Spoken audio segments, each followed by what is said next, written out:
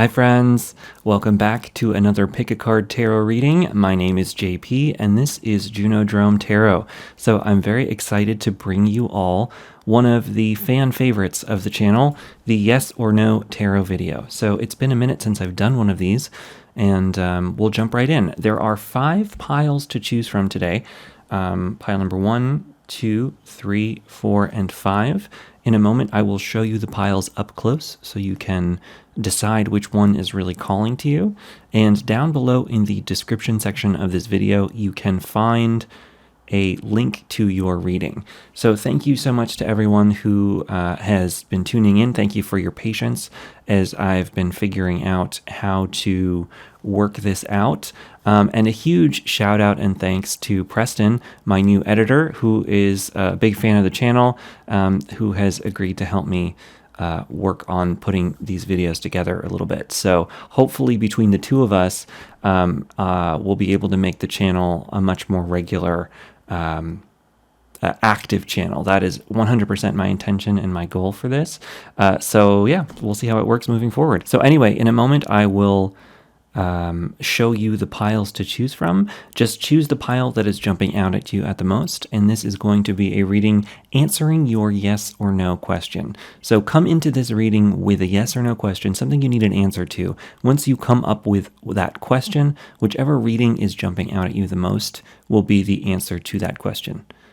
Thanks so much for tuning in, and I will see you in your reading. Bye!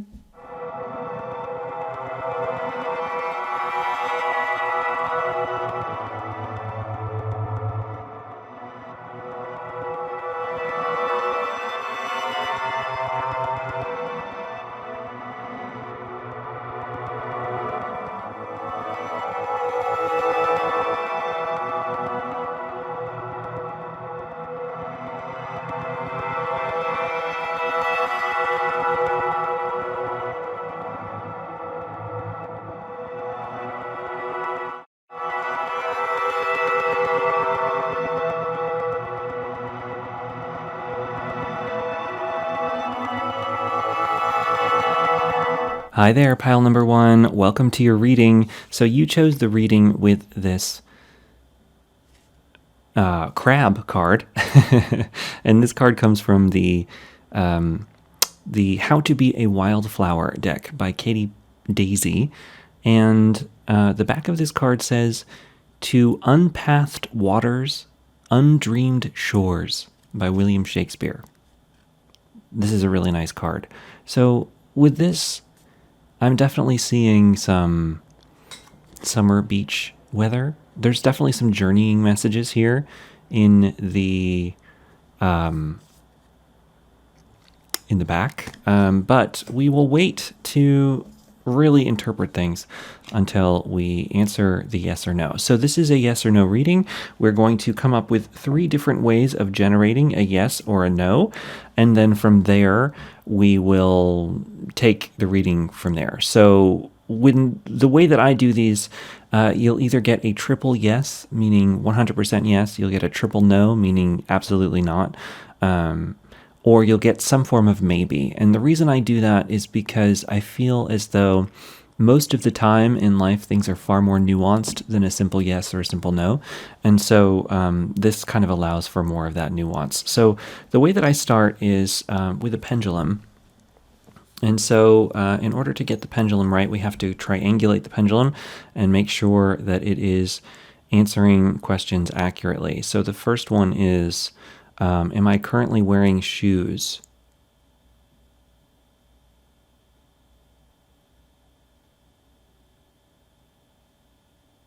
Okay, it moved to no, and I am not wearing shoes. Okay, is there a bed in front of me? Yes, there is. Okay, and one final question. Is the light next to me set to blue right now?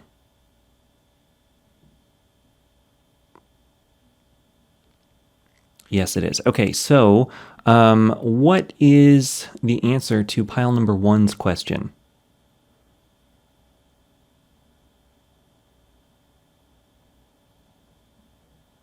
Okay, the pendulum is swinging in a no direction.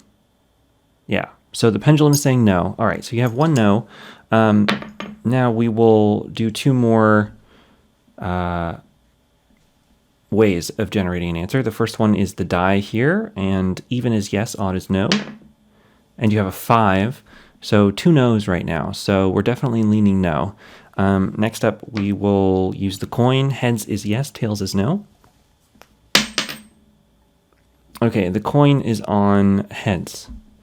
Okay, so this is a maybe, but it is leaning no. So what does that mean? That means that your answer is most likely not. So at the moment, the way things are, probably not whatever you're asking about. But because it's a maybe, that means that there's a little bit of leeway there, right? And so a lot of times when it's a maybe leaning no, it can be some kind of situation where whatever is going on right now, like if you were to just continue doing the exact same thing with the same assumptions and the same everything moving forward, whatever you're asking about is probably not going to happen, or it's a no. However, if you were to change your actions now, there's still a lot of leeway in the situation where you could make it into something else if you needed to, right? So if you really wanted a yes here, there's still potential to get one. It's just going to take effort and time and a change in trajectory for you. And so it's a matter of you figuring out how to change your own trajectory. So let's take a look and see what we've got here. Like I said, with this crab card, there's a little bit of journeying here. Undreamed shores and unpathed waters. There's a little bit about like I'm getting the energy from this of like you don't even know what you don't know. You know, what do I mean by that? I mean, like, I'll put it to you this way. So sometimes in science, sometimes they say that there are the known unknowns and the unknown unknowns, right? Where it's like you have to know a certain amount of information and knowledge in order to understand just how little you know about a subject. There's like a curve where somebody who starts to just know a little bit about something has a lot of confidence in themselves, and so they think they know a great deal about that subject. However, as they continue to learn more and more about it, they finally understand just the gravity of how little they actually know about that subject or about that situation. And then they have to learn even more and more and more in order to actually gain a tremendous amount of wisdom in that category. And I'm just kind of feeling that for you. Like there's something about this reading and about the question that you're asking where it's like you don't even know the whole situation here. You don't even know what you don't know, right? And so, it could be one of those situations, because this is maybe leaning no, it's like, especially if you wanted a yes, it could be that there are so many factors at play here that you don't even understand in the situation, where actually the no may be a more beneficial situation, right? This might actually be what's needed in the situation, even if it's something that you want, or, take it for vice versa. There's something about not understanding everything here. So let's take a look at the cards from the Smith-Waite deck. And these are, there's 5 of them. So let's take a look at them all together in a series. The first up, wow, okay. Starting out very strong, we have the 6 of Wands, which is the celebration card. This is victory. So there's something about being victorious here, even though it's a no, We've got the King of Swords, okay. The King of Swords, he's the final swords card. He's like all about being very knowledgeable about something, very wise.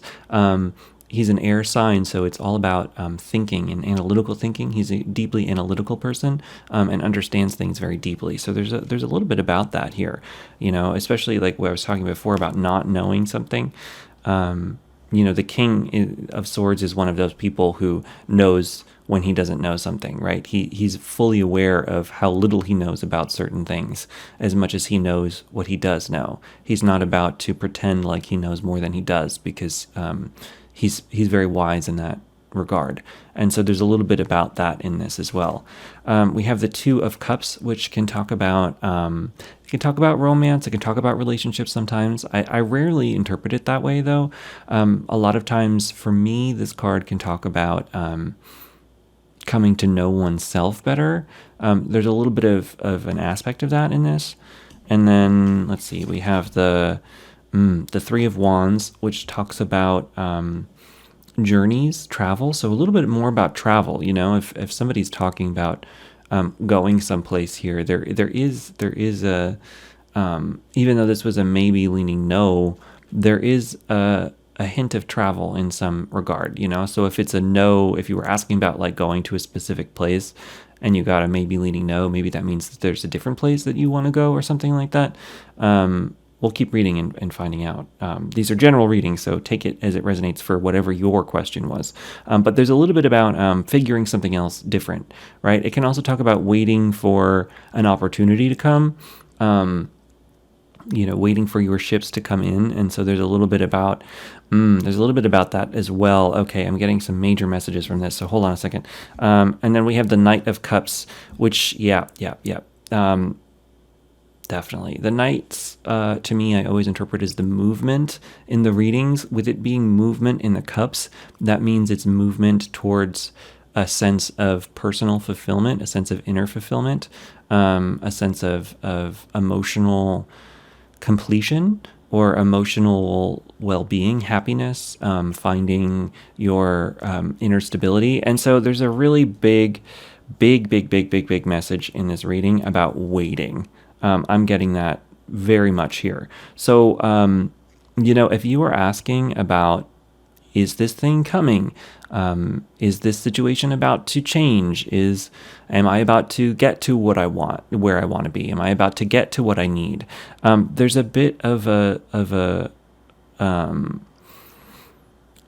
maybe leaning no in this situation would be like, no, it's not happening immediately, because there's a certain period of waiting here that's incredibly important. And that, in the long run, there's actually something maybe even better coming on the horizon, that it's probably something you can't even see, right? Like beginning with what I was saying before about the known unknowns and the unknown unknowns. There's a certain part about your future that I think could bring you an incredible amount of happiness here.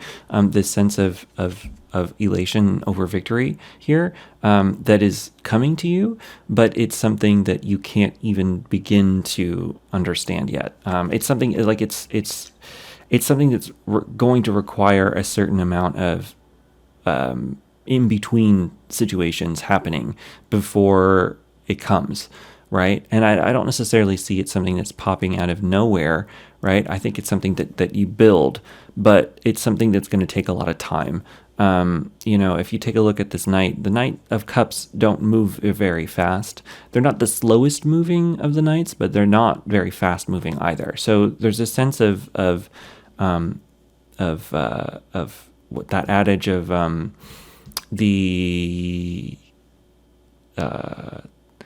tortoise and the hare, right? The tortoise moves slow, but ultimately wins the race. There's a sense of patience here that's important in your situation, where there's a bit of a feeling of waiting here, but I think it's because ultimately there needs to be this situation here with the Two of Cups of you coming back into a sense of understanding with yourself yet, right? That there's a big sense of inner growth that needs to happen before the situation changes in the way that maybe you want it to.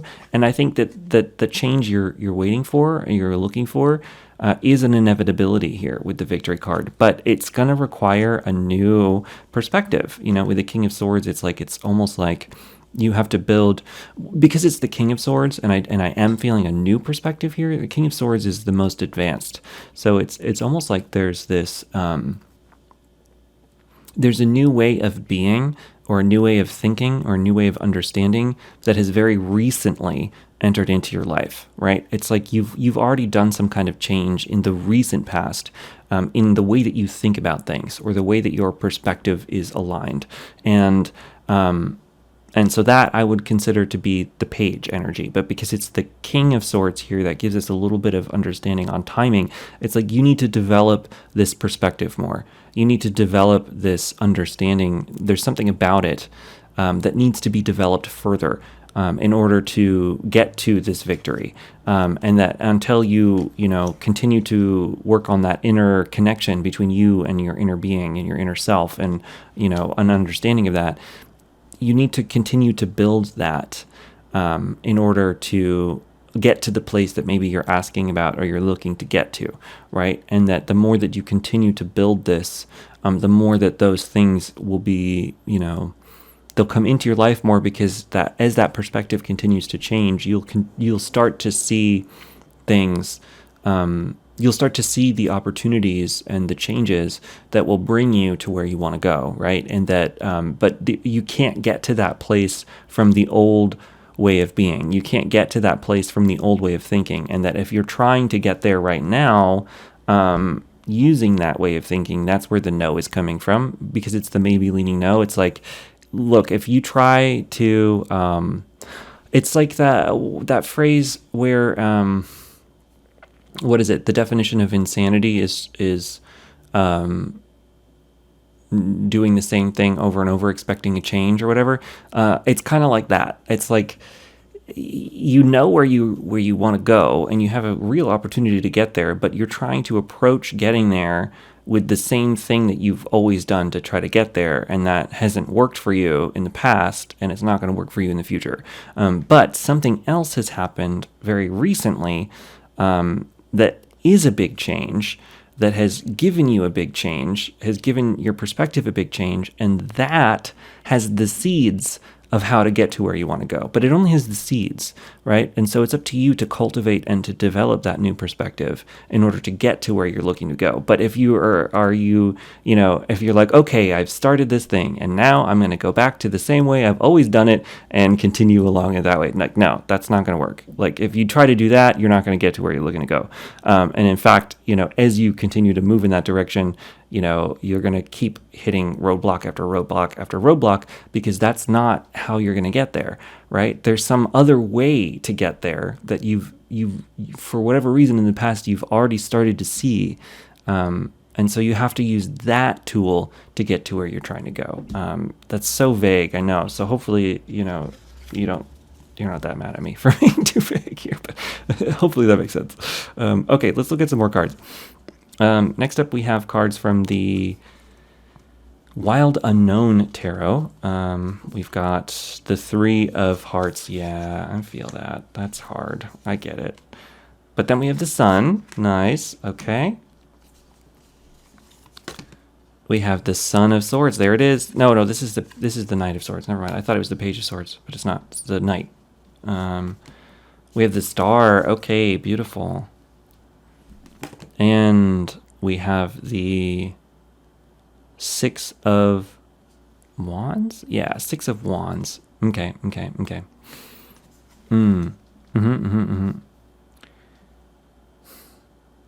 So I think that you've been through a lot, right? With the Three of Swords, this is emotional turmoil, but it's emotional turmoil not like in a terrible things are happening right now, but in a terrible things have happened to me, with me, for me, through me, by me, all of the above. And I'm holding those things in my heart, because the Three of Swords is, a lot of times it's depicted as the swords going through somebody's heart. And so it's like you're holding it in here, right? And you're not consciously holding it in there. None of us consciously hold on to things like that. Maybe you think about it every now and then consciously, but it's like it's being held in that. I mean, you can call it the heart chakra if you want to use that language, but you don't have to. It's just like the emotional wounds of the past are holding on to you still. And so it's going to take some letting those go to get to where you want to go. And it's like the emotional wounds of the past. Remember when I was saying that there is a something about the way that you've done things in the past isn't working, it's like that way of doing things is informed by the emotional wounds of the past, right? And that you are using the operations learned through emotional wounding to try to achieve whatever you're trying to do. Move, go to some place new, start a new job, do a new career thing, do a whatever you're looking to do, right? Wherever you want to get to in life, any of these goals that you might have, your own personal goals, whatever it is, you're using the actions that you take to get to those goals are being informed unconsciously. I don't think this is necessarily consciously, but unconsciously by the emotional wounding that you've had from the past, right? And you can't get to where you're looking to go with those tools. So there needs to be some kind of breaking up of some of this stuff. And the only way to do that is to see it, to face it, to feel it, to move through it, right? The sun, moving through the difficulty, the star, overcoming the dark past, right? There's a real need to do that. And that movement is coming from this new perspective, honestly, this new way of being. Like we were saying, there was something that happened recently that allowed you to start to do that work, right? And this kind of work is never necessarily over, right? And it's really easy, especially when you begin to do the kind of emotional unpacking of your past, especially if you've been through a lot of things, if you've been through trauma, and a lot of us have, it becomes really easy once you start to do that work and you start to feel a little better, you start to get things fixed. It's really easy to start to assume that you did it. That's it. I've done it. It's all over and I'm moving on with my life, right? But these things work in spirals, right? So, you might come back up to the wound again, right? As you move through the spiral of life, you come back to it. It keeps coming back, and that's okay, right? It's okay. It might seem like you're stuck in a loop, but it's not a loop, it's a spiral, right?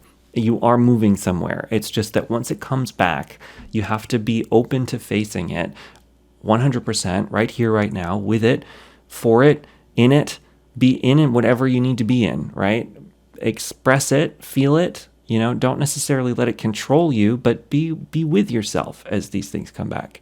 And as you do that, then every time it comes back, it gets a little easier. But if you pretend like you've done it all and there's nothing left to do, then it's going to pull one over on you, because consciously you're going to be saying, no, it's done. I'm not in that anymore. But subconsciously it's still there on some level. And so as it comes back, there's that disconnect, and that's going to throw you off, right? And it's going to throw you off. So try to be open to being with yourself whenever these things come up. And I know it's not easy, right? It's not easy at all.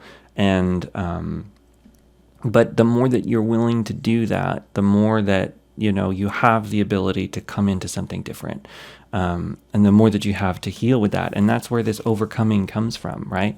Allowing yourself to work on overcoming whenever it comes up, right? And I mean, you don't have to be too hardcore with it. If you need to take a break, you need to take a break. That's fine, right? Don't be too hard on yourself on this kind of work. But if you make a deal with yourself to work on it whenever it shows up, then it'll stop showing up in the wrong places, right? It'll start when it shows up.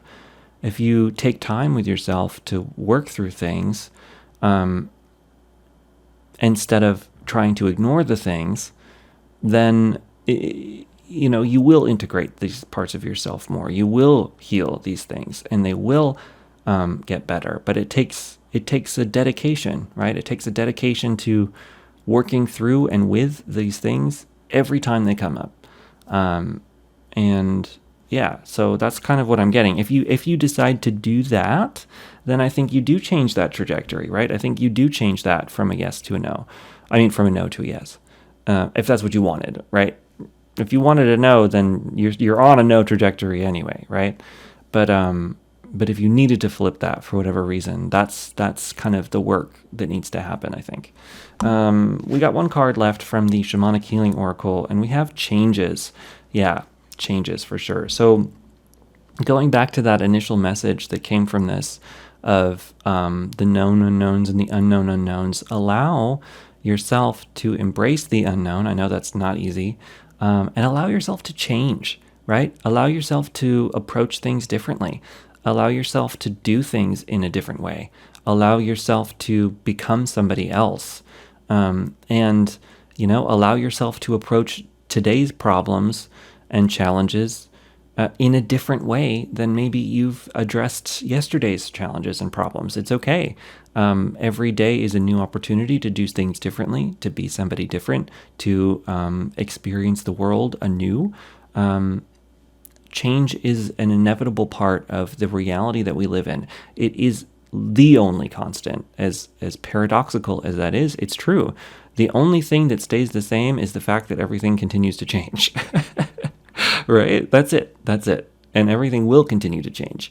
So allow yourself to embrace that change energy and allow yourself to adapt into a new way of seeing things, of doing things, of being, because the world is a new place right now, and it always is, but it especially is right now. And the only way to meet this new world is to meet it with a changed perspective and a changed sense of being. Any old way of doing things isn't necessarily going to work out anymore. But allowing yourself to be informed by some of the things that have happened in the past, but to change into what needs to happen might get you to where you're looking to go. Anyway, pile number 1, that was my reading for you. I hope that it resonates with you. Let me know in the comments what you think either way. Huge shout out to all of my subscribers. If you haven't subscribed to the channel already, please do. It helps tremendously. Thank you so much for watching. And big shout out to my new editor, Preston. Thank you so much for editing these videos. I'm very excited to be working with you and sharing the channel with somebody a little bit. It's fun. It's been kind of a solitary thing here for the last couple years, so it's neat to have more people involved. Yeah, it's great. And at the moment, I'm still pausing my private readings. So for now, I do not have any private readings on offer. But if you do need to reach me for whatever reason, you can find contact information on the website at www.junodrome.com.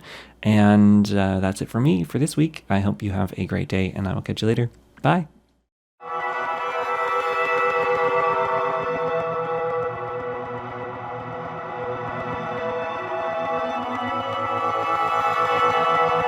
Hi there, pile number 2. Welcome to your reading. So this is your reading if you chose the second pile, the card here with the tent. And the back of your card says, "Sleep under the stars." Sleep under the stars. Now this is a card from the How to Be a Wildflower deck by Katie Daisy. And it's one of my favorites. Very beautiful artwork. So yeah, anyway, let's take a look and see. This is a yes or no reading. So this is going to be something that answers your yes or no question. So we have 3 different ways for generating a yes or a no. There is the pendulum, the die, and the coin. And so if you have never tuned into one of my yes or no videos before, basically the 3 results will generate either a yes, a triple no, or a maybe, right? And so it'll be a maybe leaning in either direction. And the reason I do it this way is because it allows for far more nuance in the situation. So we'll start with the pendulum. We just have to triangulate it and make sure that it's working. So I have to ask it some questions I already know the answer to. So the first one will be, am I currently wearing shoes?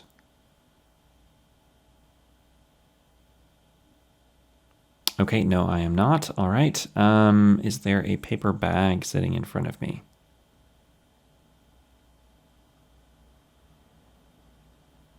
Yes, there is. All right. Is my hair currently my natural hair color?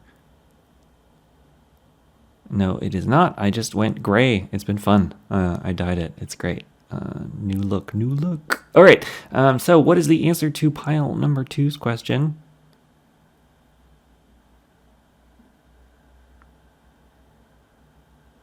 Okay, it's being really timid here. It's really timid, but it is a yes. So it's a timid yes. All right, you got one yes from the pendulum. Let's keep going here. We'll do the coin next. Heads is yes, tails is no. Okay, you got a tails from the coin. So one yes, one no. That's a maybe. And I was kind of, that pendulum had a maybe feeling to it. So let's see what the die has to say. Heads is yes, tails is, even is yes, odd is no. And you have a 3, so it's an odd. Okay, so this is a maybe leaning no. And even the pendulum felt unsure. So, yeah, this is a maybe. This is definitely a maybe. But it is leaning no. It is leaning no because of the 2 other no's. So, maybe this is a sleep on it. Sleep under the stars. You got the tent. This could be a sleep on it, right?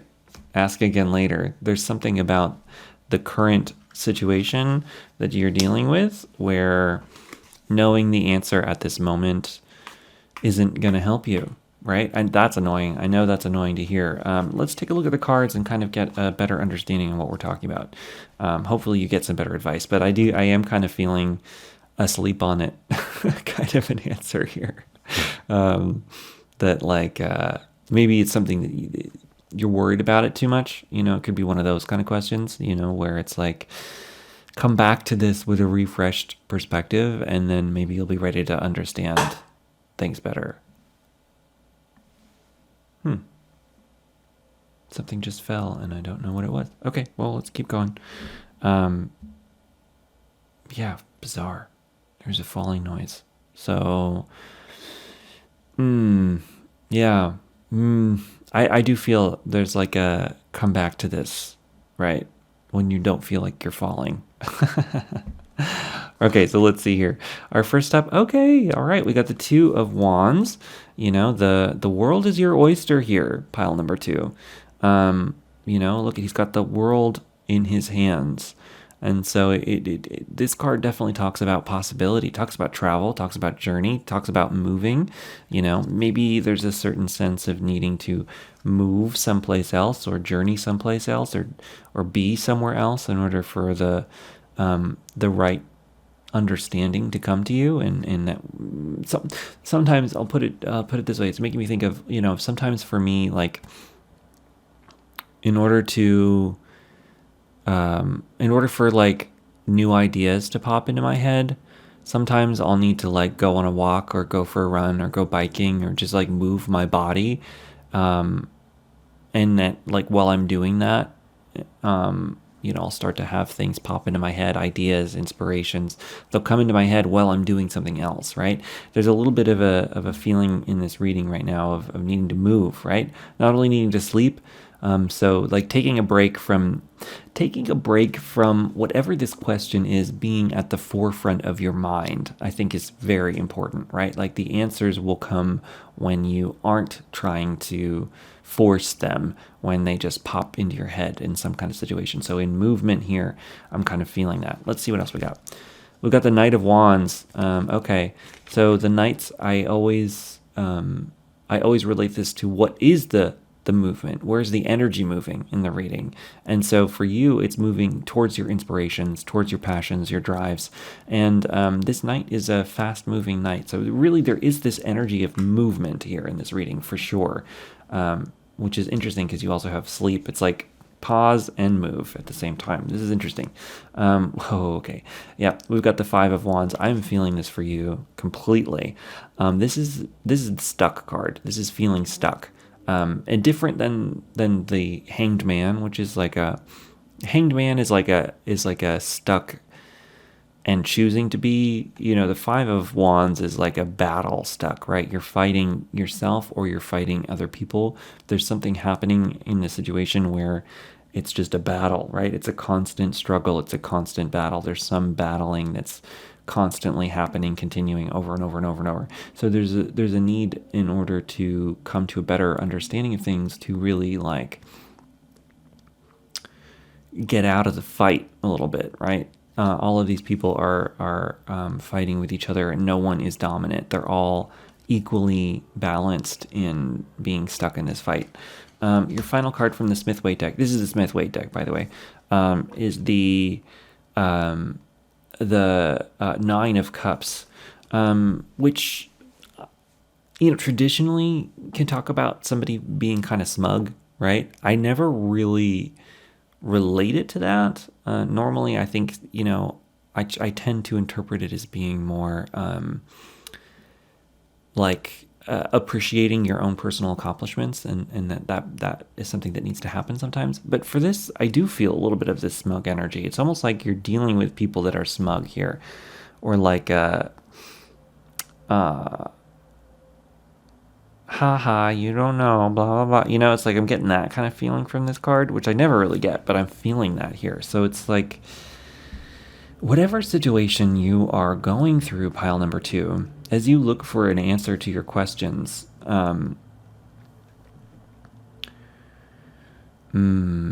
it's like it's one of those situations where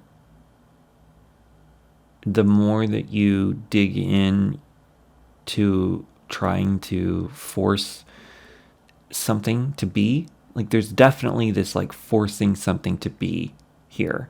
The more that you try to force something into being, the more you're being met with this sort of, haha, it's not working, haha, you can't make it happen, blah, blah. Like there's like a voice in the back of your head that's like coming at you, right? Yeah, that's what I'm feeling. Like, there's a real sense of being divided against yourself here. I am feeling that. This 5 of Wands is an internal struggle for you, right? There are different forces within you that are working against each other here. For sure. I feel that. And that is where this maybe no is coming from. It's a strong maybe, it's a stuck here, right? And that, like, in reality, with this 2 of Wands, you actually have tremendous opportunity ahead of you, with you, in your wheelhouse, but you aren't treating it like you have an opportunity. You're treating it like you are lost, right? And that the more that you treat it that way, the more these internal versions of you are all fighting each other, right? And it's almost like you're proving to yourself that you can't do something. That's what I'm feeling with this. This is really interesting. I've never felt this with this card before, but I'm feeling that for you. It's almost like every time something doesn't work out for you, you're using that, and you're like, ha, you see, I can't do this. Or ha, you see, I am worthless. I'm proving it to myself. You see? But that's not the case, because you have the 2 of Wands here, which is really saying, well, no, actually, like, I am in control. I have the ability to make anything happen here. But for whatever reason, it's like you're fighting yourself every step of the way in it. And that's where I think the sleeping on it energy is really coming in here. It's like maybe even literally going camping might help you. Right? Taking a break, taking a real break. If things are not working for you in whatever situation is going on right now, you continuing to try to force it to be with this 5 of Wands is not going to help you. Like, that's not going to help you. What's going to help you is letting go of the whole problem. And that might be hard, if this is some kind of situation that feels really dire, it might not feel like that's an easy thing for you to do. But I will 100% tell you that you continuing to force it into being will not help you, will not help at all. And so it's almost like there is a real need to take a real pause from things, where you aren't thinking about it and really kind of letting yourself wander those wandering mind places. Does that make sense? Where like you'll putting your being into the position to have a spontaneous idea come to you, right? I think is the thing, because I think the pathway forward to you, it's coming from your places of power, right? And any kind of forcing energy, trying to force things in, is not from your place of power, right? That's you trying to force things to be. And so it's like the parts of you that you're trying to force into doing something are the parts of you that are going to celebrate that not happening, right? Because you're forcing those parts into doing something, when in reality it's like you need to take a step back and like listen to the parts of yourselves that don't want to do this thing, and, you know, kind of put the ball in their court a little bit. Like, okay, part of me that doesn't want to do this thing that I need to have happen, great. How do you think it should go, right? And it's like that subconscious part of you may actually have a way forward for you here, but it's going to come from the very conscious part of you taking a backseat, right? It's like okay, so depending on how you perceive of the universe and your own life and stuff, you know, you can kind of look at the self in terms of both the divine masculine, divine feminine versions of you, right? Like it's like there's the doer you, and there's the allower you, right? So it's like the allowing part of you needs to be the one kind of at the forefront right now. You know, like the spontaneous, like popping things into being, you know, the dreaming you, right? Which is kind of this sleep under the stars aspect, right? Sleep under the stars so you can have the dream come to you, right? The dream of how to move forward, literal or figurative. You take it how you want for that. But you're in the masculine, like doing action, right? Very strong action here. The Knight of Wands, like he's like charging into battle, where it almost doesn't need to be quite so forced. And actually it's like I heard a reader talk about this dichotomy once before, where they were saying that, like, think about it like the masculine is okay, so you're trying to walk through the forest, right? Or you're trying to walk through the jungle more particular. And you have a compass and you have a machete, right? The machete is to cut through the wilderness, and the compass is to figure out where you're going. And the compass is your divine feminine, the machete is the masculine. If you're just using a machete to hack into the woods without looking at the compass, you're gonna just walk in the wrong direction, right? You could walk hundreds and hundreds and hundreds and hundreds of miles through the jungle, in the complete opposite direction on where you want to go, and all that action, like you'll be taking very strong, definitive action to get there, right? But you'll be going in the wrong direction, so it's useless action, right? I'm really feeling that for you. It's like right now you're just throwing as much action at this thing as possible, but you have no idea where you're going. Right? And I don't mean to, I'm not laughing at you. I'm laughing at the situation because I have been here many times. And so it's like that's not going to get you to where you want to go. You got to take a step back so you can read the compass and figure out the direction. And then when you have the direction, then you can apply the action. But if you just keep trying to go in this one direction, it's not going to take you to where you're looking to get to. We got more cards. Here are some cards from the Wild Unknown Tarot. We have eight of Pentacles. This is great. This is a good one. We've got the Ace of Pentacles. Nice. All right. Yes. I see a way forward for you. This is exciting. We have the, wow, yeah, very consistent message from this oracle, from this tarot deck. The Six of Pentacles. We have the Magician. Yes, we do. All right. This is great. This is really great. And we have the Mother of Pentacles, which is the Queen of Pentacles in most decks. Okay, so many Pentacles coming in, which is great. So I think probably a lot of you are asking about some kind of career-related question here. be it about a job, be it about some kind of thing, or physical. You know, the pentacles aren't just about money, they're also about the physical world. So there's some kind of question about physicality here that you're asking. And so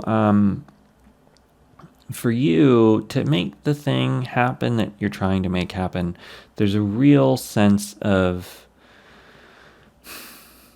needing to grow something, right?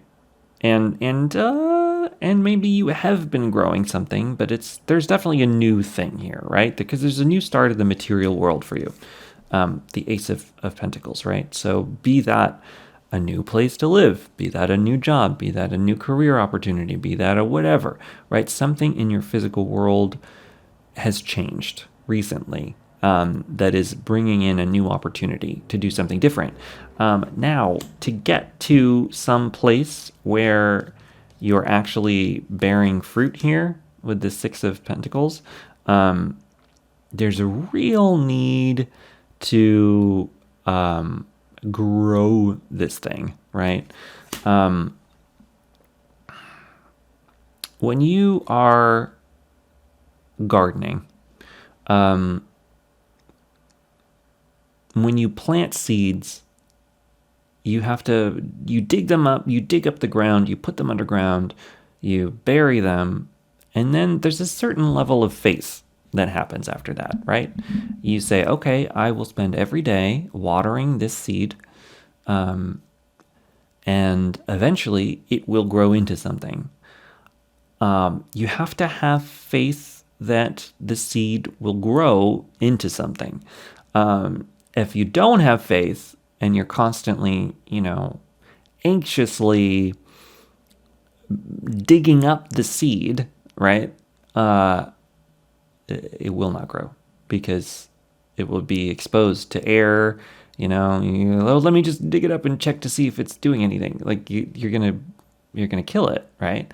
So it's like, have an idea, have a direction, plant the seed, and then nurture it, but don't overwater it, right? Don't attack it. Don't try to anxiety it into being, right? Because that's just going to lead to it dying. So there needs to be a level of surrender in the process of planting a seed, and allowing it to grow. And that's not always an easy thing here. It's not. But you're given a little bit of understanding on how it works here with the Eight of Pentacles, right? Which is the spider. And so maybe the spider could become your ally in this, right? The spiritual or metaphorical being of the spider, right? Where the spider has to make the web in order to catch the flies, right? The spider cannot catch flies unless it builds a web. Now, it puts in the work to build the web, and then it has to have a certain level of faith that a fly will appear and it will catch one, right? It's the same as fishing, right? If you're gonna go fishing, maybe you won't catch the fish, right? But there's something about the process of the fishing that you find it worth it to go out there and try to catch the fish, right? The spider finds it worth it to know that a fly will come, even if there's no guarantee that a fly will come, right? And not only do they have to do that, that's their that's what they do, right? It's a genetic advantage that they do that, right? They've evolved to do this over probably millions of years, right? And so that means that it's worked for them, right? So there's a certain sense here of taking that metaphor and applying it to whatever the situation is, and that is 100% the magician, right? You are being asked to be the magician in this situation. And in fact, it is the being of the magician that will get you through whatever this difficult challenge is, and change it so that, instead of those parts of you that are telling you that you can't do this thing, the magician says, okay, well, I'm going to do it anyway, right? Okay, whatever. I know where it's going, right?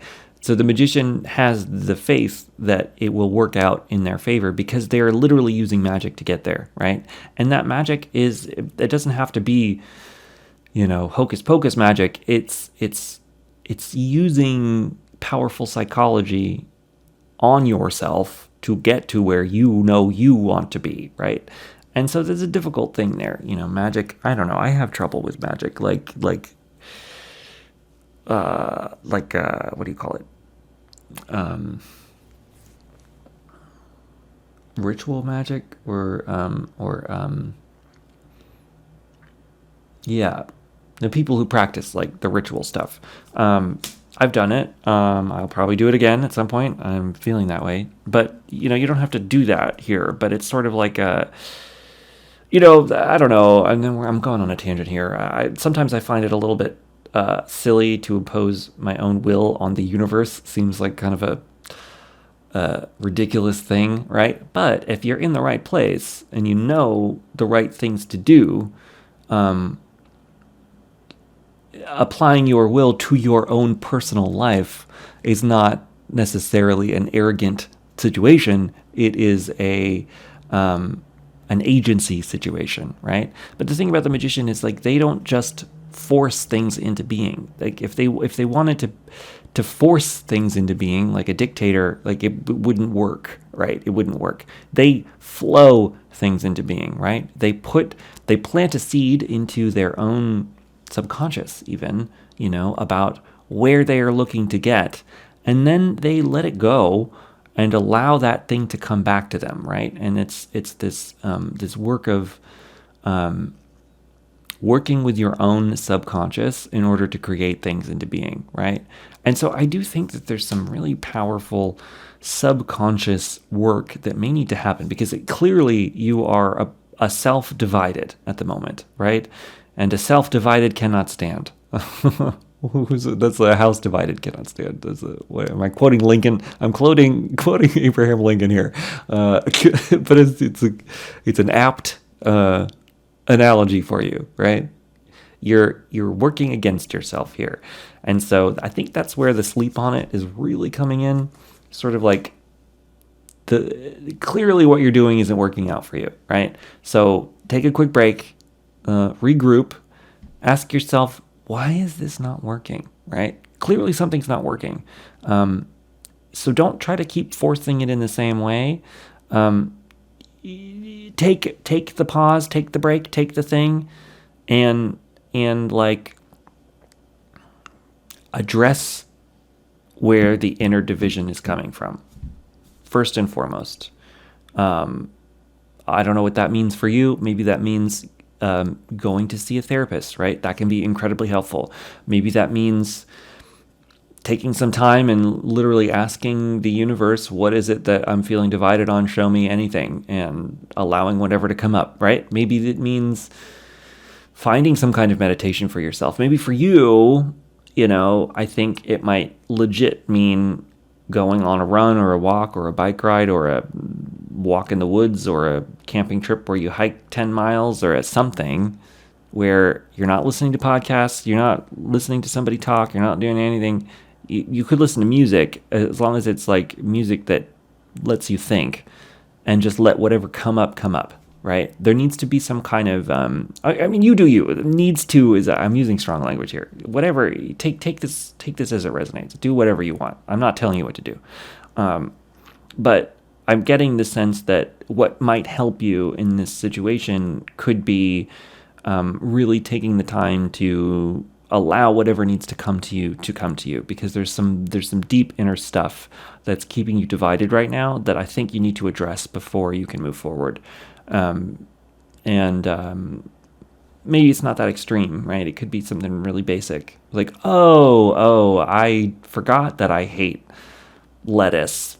And I've been trying to force myself to eat salads. Like, oh, I just hate lettuce. Okay, well, maybe that means I have to find a different healthy vegetable.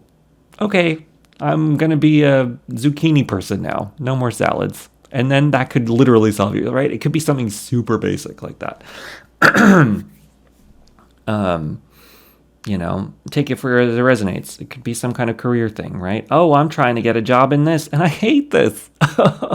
There's no way I could get a job in this because I'm forcing myself to do something I hate. All right, I guess I got to get a different job. What else am I qualified for, right? And it could be that. It could be that. Like, oh, maybe this thing's exciting me right now. Maybe I'll try that.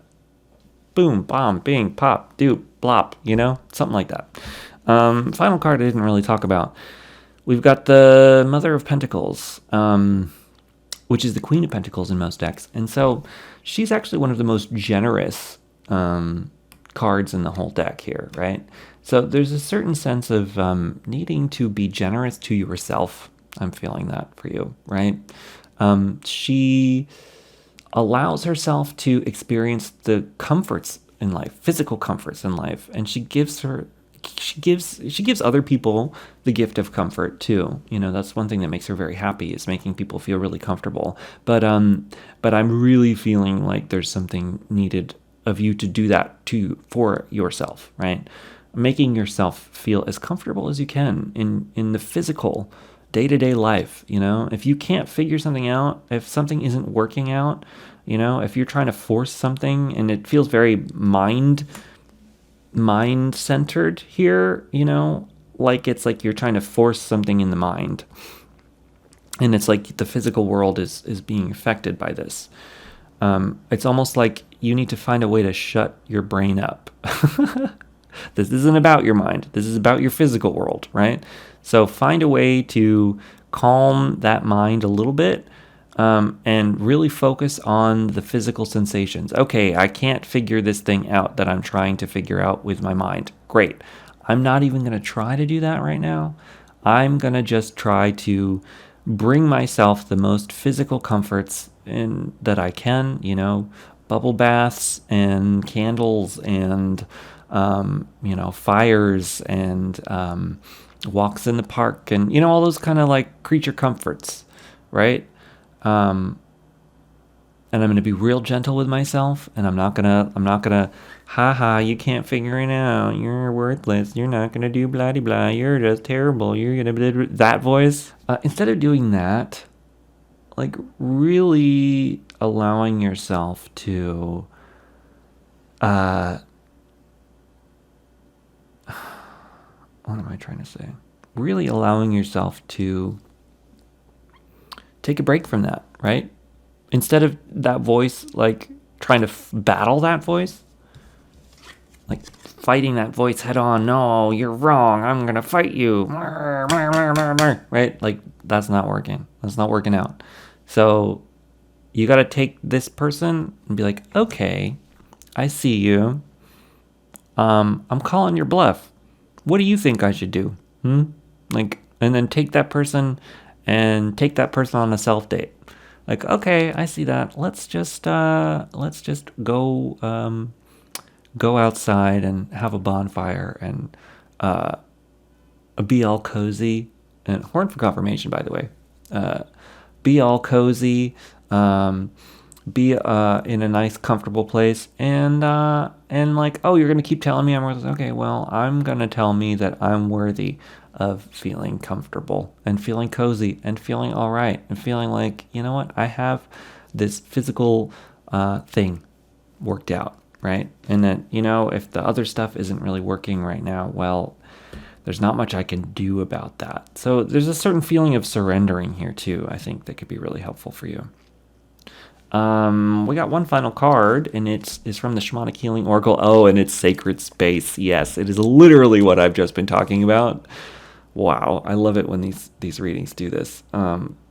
Yeah, creating a nice, cozy place for yourself, right? That's just yours, your own personal retreat. There's a need to have a personal retreat here because it's like the answer to what you're looking to do will only come from a place of calm and comfort And I mean, I would say meditation might actually help you. You don't have to meditate like full on sit in silence and meditate. You know, meditation can be as simple as putting on music and taking a walk. You know, it's just like it can be anything. It's just like taking time where your mind has the freedom to let little things pop in, because it's like that's where the voice is going to come, showing you the direction I think that you're looking for, that compass, right? So then you can take your machete and go through the jungle in the right direction instead of going in the wrong direction. um and Yeah. Anyway, that's my reading for you, pile number 2. I hope that it resonates. Let me know what you think in the description, or sorry, in the comment section. Either way, I love hearing from everybody. Huge shout out and thanks to everyone who has subscribed to this channel, who continues to watch. I'm super grateful for you. If you haven't subscribed already, please do. It really helps me out. And a huge shout out and thanks to my new editor, Preston, who's going to be editing these videos. I am incredibly excited to be working with you and working with somebody. I think it's really exciting. This has been a super solo project for the last couple of years, and it's a little lonely. So having somebody to talk about it with, work on things with, is very exciting. So anyway, and I am still pausing my private readings. So at the moment, I am not offering private readings, but if you do need to reach me for whatever reason, you can find contact information on my website. That is at www.junodrome.com. Feel free to check out the site and leave a little hello message for me. I will get it and write back. Anyway, talk to you later. Bye.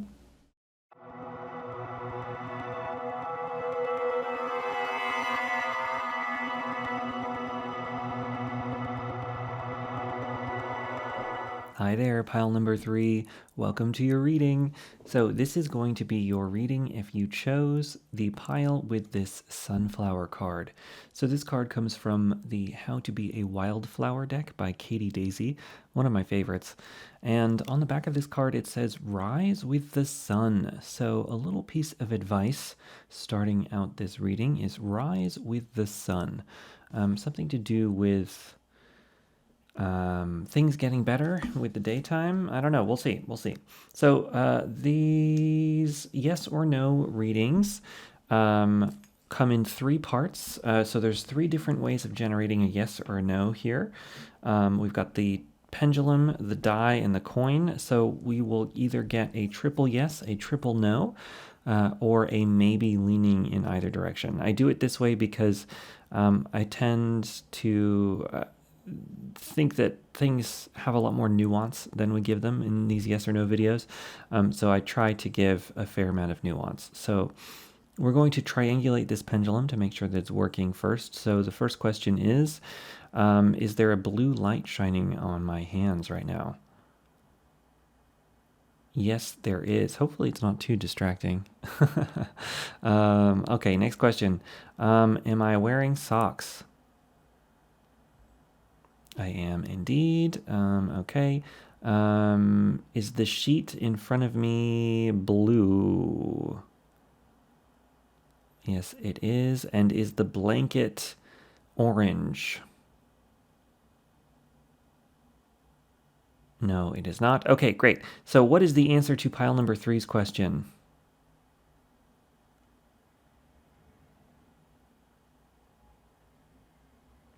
Okay, it seems like the pendulum is staying on no. So the answer from the pendulum is no. So we have 1 no, but let's take a look and see what the rest say. So now we'll do the die, which is even as yes, odd as no. And we have a 3, so we have another no. Okay, so 2 no's, interesting. And now we will look at the coin. The coin lands on heads. So 1 yes, 2 no's. Okay, so this is a maybe. This is a maybe, and we'll see, what level of maybe this is. It's leaning no, but that doesn't necessarily mean that it's going to be no, like definitively. It could very well have something else to it. And looks like we just have tarot cards today. No oracle card for you. Interesting. I think maybe once upon a time it had one, but it got lost somewhere. So hopefully that's okay. All right, we'll start out with the cards from the Smith-Waite deck. So starting out, we have, all right, 10 of Cups. So something's going right for you. You know, you have Rise with the Sun. We've got Cups coming here.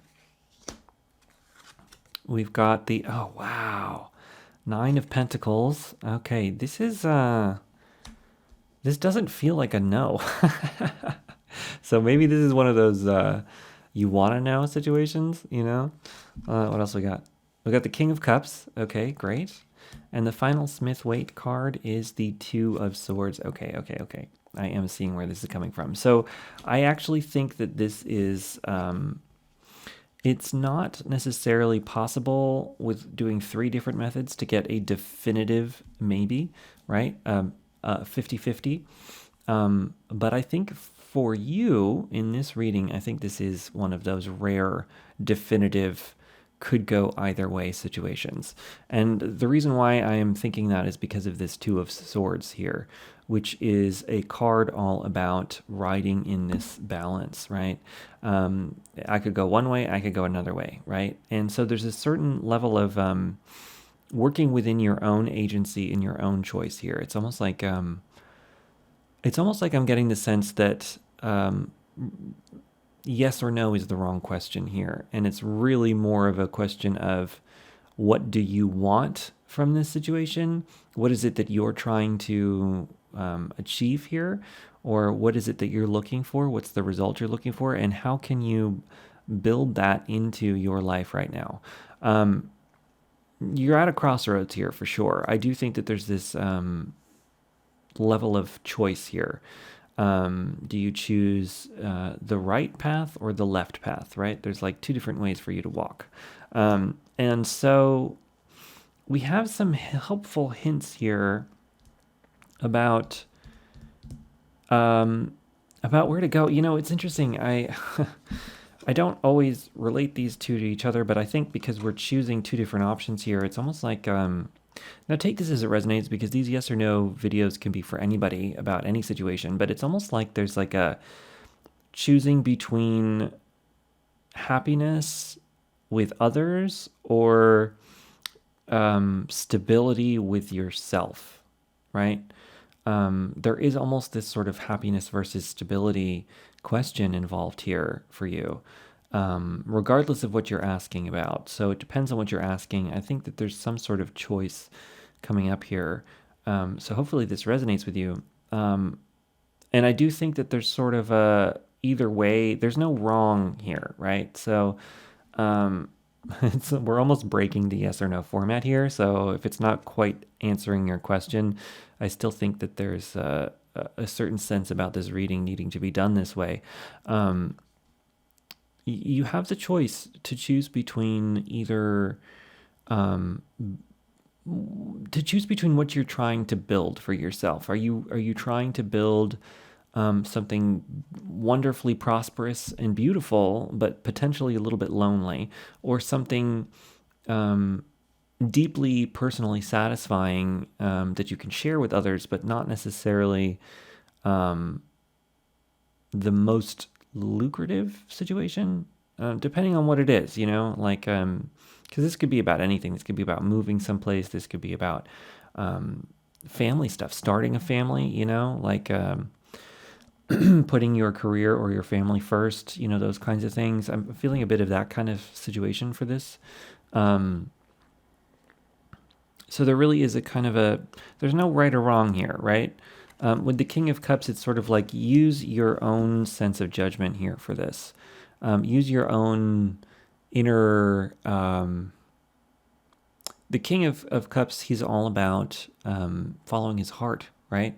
And his emotions. He's very emotional. He's the most emotionally mature of the male cards in the suits. And so, you know, he's got this sort of energy about him of really trusting his intuitive senses and following that as his guiding light forward. And so I think for you, it's sort of like Should I go do this thing? Yes or no? Should I do this? Yes or no? Whatever the yes or no question is. Will this work out? Yes or no? It's almost like the answer is sort of like, well, yes or no, right? Maybe, but what is it that you want, right? Ultimately, what is it that you're trying to do here? And when you can answer that question, it almost doesn't matter what the yes or no is. I know that's kind of a cop out, so sorry about that.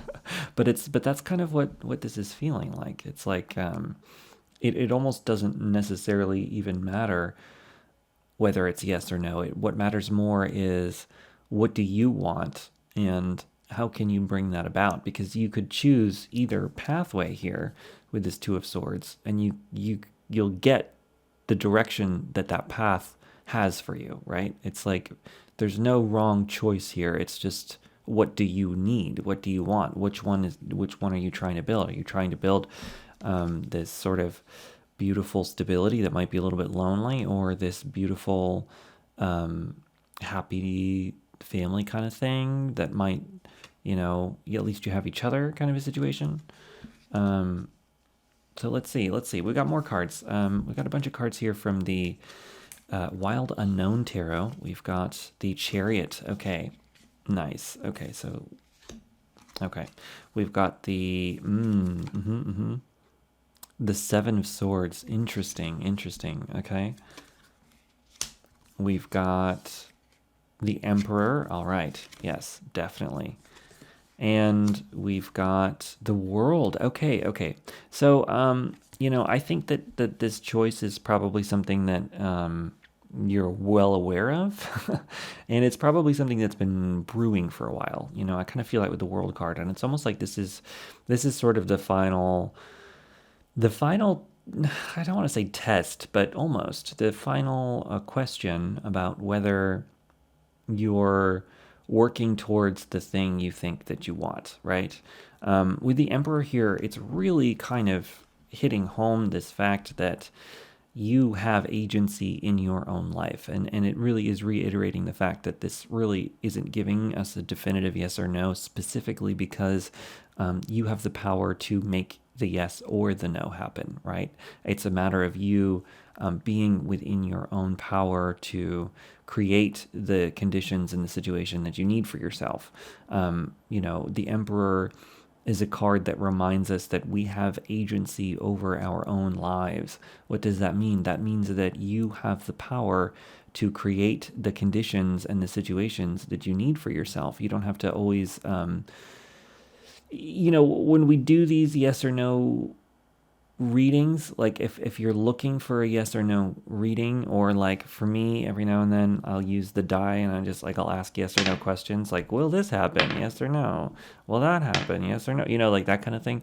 The more that you do that, the more you're sort of and like I said, this isn't necessarily the answer that you want from these, but it's important to hear this every now and then because it's something that I think about a lot. The more that you do that, the more, especially if it's a should I question, right? If you're asking these, should I do this? Should I do that? Should this happen? Should I make this happen? Should I go out to eat today? Should I go do this? Should I do that? The more that you ask those sorts of questions to these sorts of readings, the more that you are kind of telling yourself, specifically your subconscious mind, that you do not have agency over your life, right? That the one making the decisions in your life is the die, right? Should I go do this today? Yes, okay, I'll go do that. Should I go do that today? No, okay, I won't do that, right? Like the more that you do that, and this is just coming from personal experience here, the more that you're kind of reaffirming to yourself that like, oh, okay, that this is the right way to do it. And it's like you're not allowing yourself to explore, to figure things out for yourself, to really like do it on your own, right? And then it's like you're kind of reinforcing that you don't have agency over your own life, that you don't have the ability to make your own decisions. Like you have to outsource that. And so there's a bit of that kind of recognition coming in for you here a little bit in this reading, which I know isn't what you want to hear in a yes or no video, but it's here nonetheless. It's sort of this idea that ultimately it's very important for for you to know that you can choose whatever you want, right? That you don't have to. There is no necessarily right way and wrong way. There is no necessary, particularly for whatever this situation that you're asking about. Um, there's no necessarily wrong choice here, right? There's no wrong choice. There's just choices, and those choices lead to different outcomes. And there's no one that's better than the other, right? And that's important to remember. Now, that being said, I think that you're already leaning in one direction. I'm kind of feeling that. So feel it out, right? Like the choice to make is going to be the one that makes you feel like the sunflower here coming out, kind of rising sun, right? What's going to make you feel that way? Once you decide that, right? Because then the other way, one choice is going to feel that, the other is going to feel like this. And this is the Seven of Swords, and it's sometimes it's a deception card, right? You see he's stolen this sword here and he's hiding it. Sometimes it can mean like cunning, like foxes can be deeply cunning, and that's a great thing. But in this particular reading, I am feeling a little bit of the trickster energy that's a part of this, right? That there's something kind of deceiving you, whether you're deceiving yourself about something or not. And so it's sort of like try to use those two separate feelings here, the dichotomy between these two cards, to help you choose this situation, right? Which one is going to make you feel like this, and which one makes you feel like this, right? That's going to be your guide. And purely from a feelings perspective, less about the logic perspective, right? Like you have probably every ability to convince yourself of both choices, and that's probably where this stuck feeling is coming from. And so there's a certain sense here of needing to allow yourself to feel through this situation instead of thinking through the situation, and see which one makes you feel kind of sticky and gross, and see which one makes you feel like, oh, great, that's going to help. Now, the final card, once you make this choice and you start moving in whatever this direction is, I think things are going to start moving very fast, right? Because the Chariot can be very swift moving, right? It's when the stars are aligning. You see here, we've got a sun, we've got a moon, we've got a star. So the stars have aligned for this Chariot card, and now it's like off to the races. Horses intended in that statement. But that's a part of it. It's like you're ready to go. You're willing to go, and so choosing the option that makes you feel excited to go swiftly might actually be a helpful way too to help you through this. And once you make this choice, you've got the World card here, which is sort of the graduation card. And for any of you asking about travel, like this is literally the world, so sometimes it can talk about travel. So that might be a particular hint as well for this for some people. Depends on who you are and what you're asking. But with this world being here, it's almost like once you make whatever this choice is and you allow yourself to move in whatever that direction is, that opens up a certain level of freedom here to move into a new phase of being, right? The World card is the graduation card. So it's like moving from middle school to high school, moving from high school to college, moving from bachelor's degree to master's degree, moving master's to doctorate, right? It's like that leveling up in your life. There's a certain level of that implied in this as well. So anyway, pile number 3, that is my reading for you. I hope that it resonates. I hope that it helps you in whichever way you needed the help today. And yeah, let me know what you think in the comments. Either way, I love hearing from everybody. And a huge shout out and thanks to my new editor, Preston, who is putting these together for me right now. Huge thanks.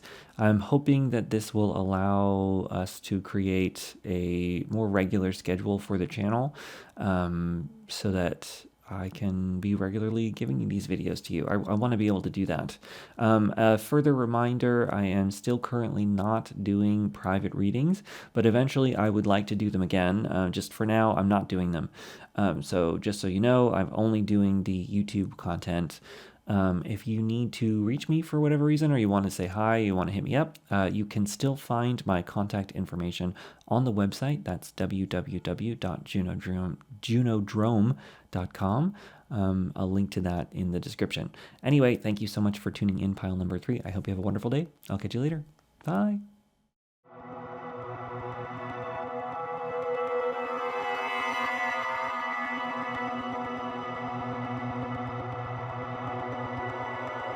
Hi there, pile number 4. Welcome to your reading. This is going to be your yes or no tarot reading for those of you who chose the pile with this butterfly card. This comes from the this comes from the How to Be a Wildflower deck by Katie Daisy, one of my absolute favorites. And the back of the card says, "You were born with wings." It's a Rumi quote. So this is really wonderful. This is we'll see what this has to say, but there's a sort of like born to fly. So get ready to get out there and make things happen. I'm feeling that for you. So let's see. We have 3 different methods for generating a yes or a no. We have the pendulum, the die, and the coin. So we're either going to get a triple yes, triple no, or some kind of maybe in the middle. So first, just triangulating the pendulum to make sure that it's working, and then we'll ask it the question. So some questions that I already know the answer to. Is there headphones on the floor right now? Yes, there is. I'm looking at them now. Okay. Is my hair pink? No, I just dyed it a gray color, though. That's pretty fun. Am I wearing shoes? No, I am not. Great. Okay, so what is the answer to pile number 4's question? Let's see. It's moving into a yes. Okay, so the pendulum is saying yes. So we have 1 yes. All right, let's see what else we got. So 1 yes. Next up, let's do the coin first. Heads yes, tails no. Okay, you got a heads, so 2 yeses. So we're in the yes category for this. I'm feeling that from this reading already. But let's see. Let's see. Is it a triple yes or is it a maybe yes? Okay, we got a 1. All right. Okay, so there's a little bit of ambiguity here, pile number 4. It is a maybe leaning yes. Okay, so what does that mean? That means that the way things are going right now, the trajectory that's happening is feeling like a yes. However, with it being a little bit of a maybe on there, there's a little bit of ambiguity here. So it's possible that no will happen. So depending on whichever one you're looking for, you could potentially make it into either one if you needed to. It's just the current trajectory of things is leaning in a yes-word direction at the end of the day. That's what's going on. So let's take a look and see what else we got here. So we'll start out with the Smith-Waite deck, and I picked a lot of cards for these. A lot wanted to come out. So let's see. We'll look at them together as a full spread. We've got the Queen of Wands. All right, so there really is some strong DIY vibes. That's what I'm feeling. Strong DIY vibes. Making things happen on your own. There's a little bit of that. Maybe that's where some of this maybe happens. It's sort of like, yes, that thing you're asking about can be. However, it's going to take some work. It's going to take some time. It's going to take some effort. It's going to maybe look a little different than how you're expecting it. It might not be what you're thinking. It might be something about it might be a bit different. We've got the Magician. Wow, yeah, but you really have the tools at your capacity to make anything happen. Very powerful. Let's see what else we got here. Oh, we got the Lovers. Okay, so potentially, this could be something romantic that you're asking about, and that could be favorable. However, it doesn't have to be. It could be some sort of partnership in general. So maybe some kind of business creative partner sort of a thing or something else.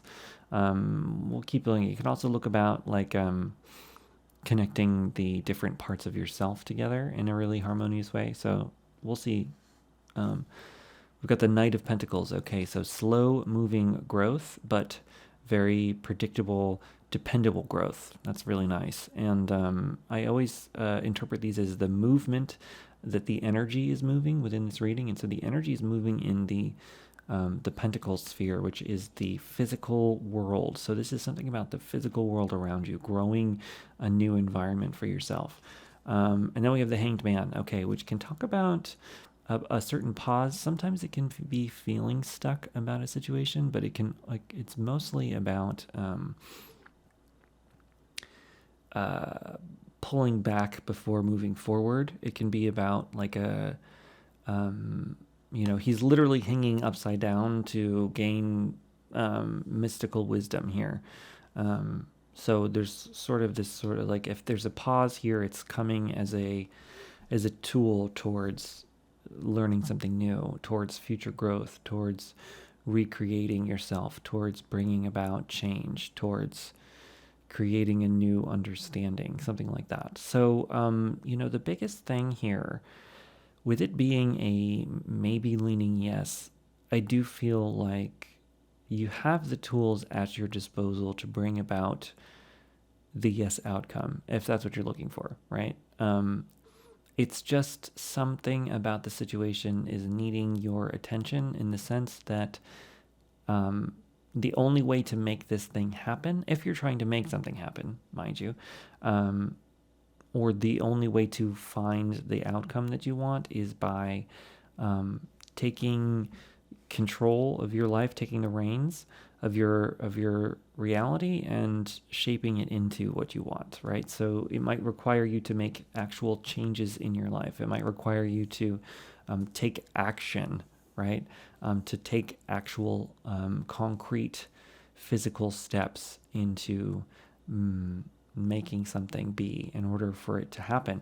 And now, with this Lovers card, like, what does this mean? I think that this is talking about, it's sort of like, okay. I am getting this. I think that there is a bit of a hang up here with the Hanged Man, and that's coming from maybe not knowing how to move forward, right? That there's a lack of knowledge on how to move forward. And this Lovers card, I think I'm connecting it to being weaving some kind of balance between the inspiration with the Queen of Wands and your physical world with the Knight of Pentacles. It's almost like, in order to get to where you want to go with this Magician card, you have to balance all of the elements. The Magician card is the only card in the tarot that has all four of the elements present on it. And so there is this sense in this reading of balancing these disparate forces into something different, into something new, which is the Temperance card, which is interesting. So it'll be interesting to see if the Temperance pops up in the other deck. But I'm feeling with this Lovers, it's sort of like blending these two worlds together. You have an idea, you're inspired. You want to take action on your inspirations. You have a goal, a desire, an outcome that is something that you're interested in, right? Now, the only way to do that is to take concrete steps with the Knight of Pentacles. And, sometimes he can be a really challenging card because he's the slowest moving of all the knights, right? So it means the energy is moving in the physical world in that direction, but it's going to take time. This card is all about patience, and patience is a hard virtue to cultivate within yourself, right? It's not easy. Taking time, waiting, allowing for things to develop. That's a really challenging ask sometimes when you are looking to make something happen. And so I think that a part of this Hanged Man energy is sort of like, you feel as though things aren't moving, right? You feel as though you are stuck, but in reality, it's sort of like that is the pace that things need to move right now. And so there's a sense of needing to allow yourself to take things as slowly as is happening. There's an ability to learn how to slow down a bit and allow it to flow at the pace that it needs to move, because it might be a slow pace, and And there's a dichotomy here. The lovers can talk about that kind of dichotomy. It's the card of the Gemini, right? The lovers. And so the Gemini is all about that kind of, it's the twins, it's the opposites within interacting as one. And so there's a bit of that sort of seesaw present in this reading. If you are like me at all and have any kind of powerful imagination, it's really easy to imagine what it could be, right?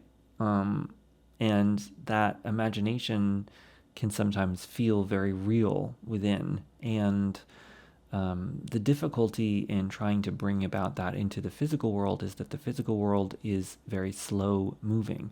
You can imagine something instantaneously, but to create it in the physical world takes time, lots and lots and lots and lots of time. And so there is a real need here to allow yourself that time, right? Don't beat yourself up about something not existing in this moment, because it may not be possible to have it instantaneously. It may need to take lots of time. There could be so many factors at play here about why things aren't where you feel you want them to be in this particular moment.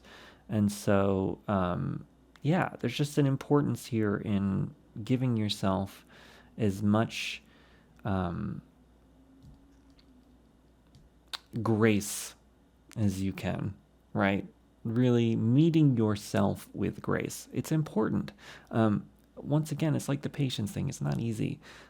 It's really easy to be down on yourself for not being someplace, But the thing about that is, it's like, with our imaginations, we can imagine ourselves being in an infinite number of places, right? Doing an infinite number of things, being an infinite number of people, achieving an infinite number of things and stuff. But ultimately, your life is lived in moments right here, right now. And so there can only ever be this one moment right here, right now. And you're only in this place in this moment, right? You could move to somewhere else in a different moment, but right here, right now, you're here. And so there's a need to find a way to accept where you are in the moment, even though you may imagine where you want to be in the future, right? Because you're not in the future, you're in the present. And if you can't come to a place where you can be comfortable with where you are right now, even if you get to where you want to be in the future, if you don't cultivate this practice of being comfortable in the present, you'll already be ready to be in something else once you get to that place, right? So there's a big need here to, and that could be the secret of the Hanged Man as well, right? The Hanged Man is stuck here in place, and so sometimes the only way to leave being stuck here in place is to accept being here in place, and then things will move, because things always move into something different. So there's a real need, I think, with this, to allow yourself to move, or allow yourself to be okay with being where you are, because as soon as you do, then you open up the pathway to be able to move into something else. But by wishing that you were not where you are, you're creating the conditions to keep you stuck where you are, if that makes sense. Let's look at some more cards. These come from the Wild Unknown Tarot. And so we have the Four of Wands. Okay, opening a portal. This is really cool. We have the Son of Wands. Interesting. So this is the Knight of Wands. Okay, this is cool. You got the Knight of Wands as well. The Knight of Pentacles and the Knight of Wands. There really is this dichotomy here between the inspired daydream and the physical world. There's movement in this reading in both areas, which is exciting, right? Because you want those two things moving in tandem. You don't want them moving separate from one another. We have, okay, yep.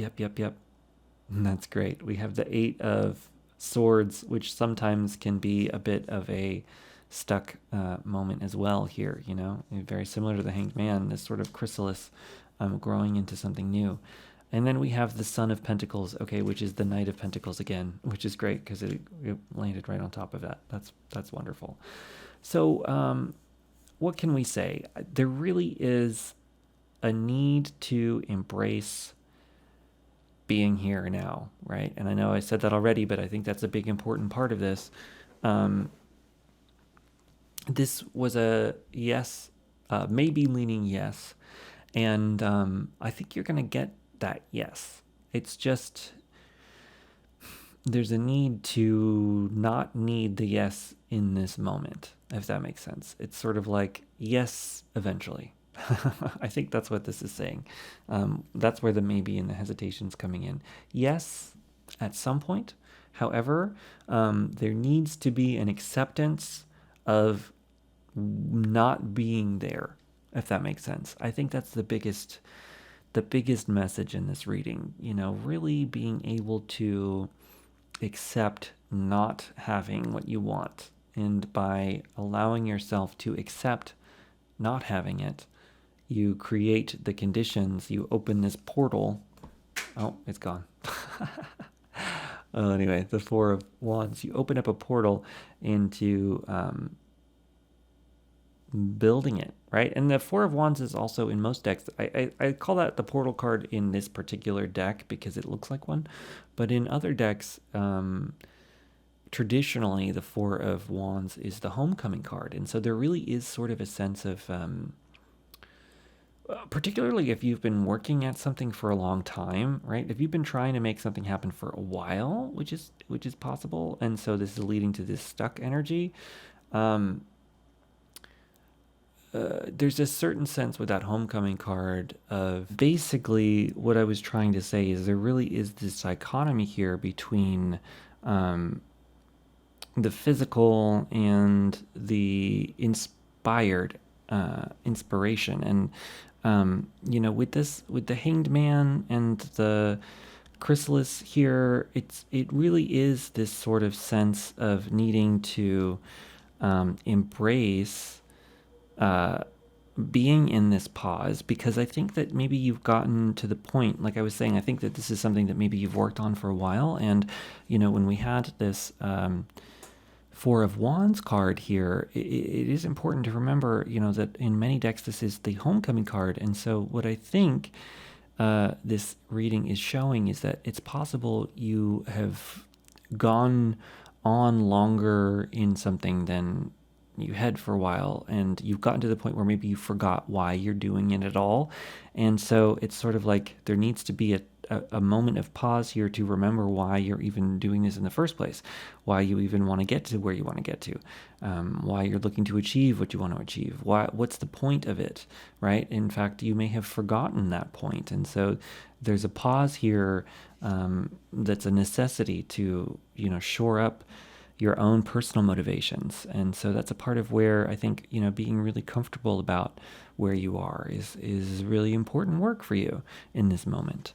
So we have one final card for you, and that comes from the Shamanic Healing Oracle, and you have Retreat. Yes. Okay. So this pause, think of it as as a retreat, right? This is a moment to step away, and that moment may be deeply important.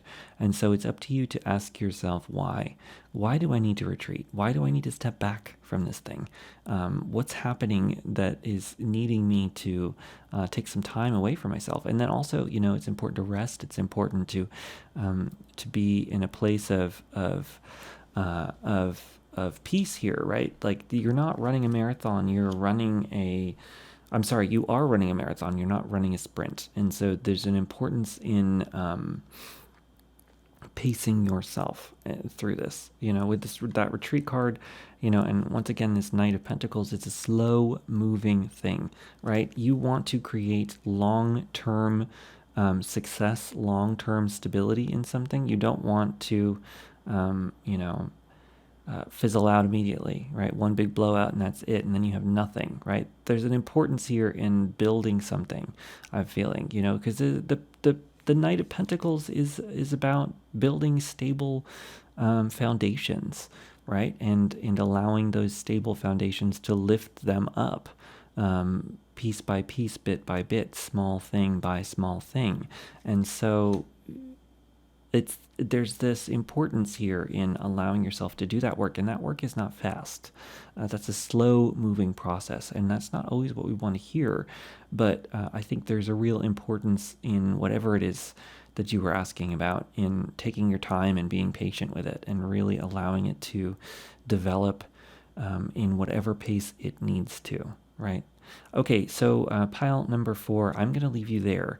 So I hope that that reading resonated. I hope that it brought you some clarity in what you needed to know.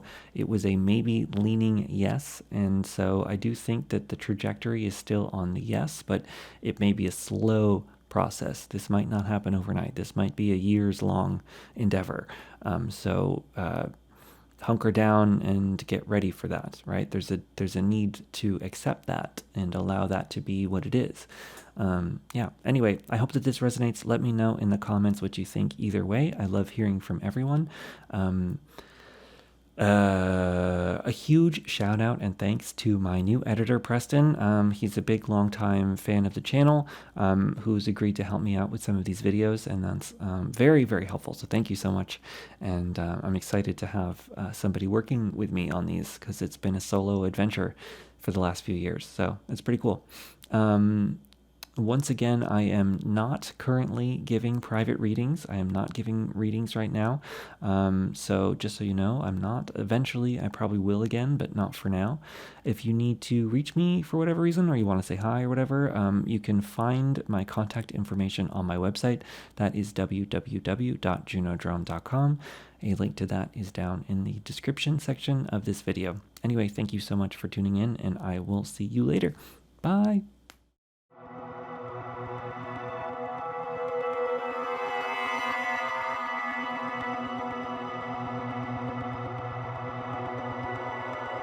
Hi there, pile number 5. Welcome to your reading. This is your yes or no answer if you chose the deck with this bonfire or campfire. And the back of the card says, follow the spark. So there is some sense of inspiration, I think, coming to you in this reading. We'll see what the answer is to your question here. So the way that I do my yes or no readings is I have 3 different methods for generating a yes or a no. I have the pendulum, the coin, and the die. So this will give you either a triple yes confirmation, a triple no confirmation, or some maybe leaning in either direction. The reason I do it this way is I think that there's more ambiguity in life than a simple yes or no can answer, and I try to allow for that in these. So we're going to start with the pendulum, and how I do these is I triangulate the pendulum to make sure that it's working first, and then we'll ask the question. So a couple of questions I already know the answer to. Is there a bed in front of me? Yes, there is. Okay. Am I currently wearing shoes? Okay, no, I am not. Is there a window next to me? All right, yes, there is. And what is the answer to pile number 5's question?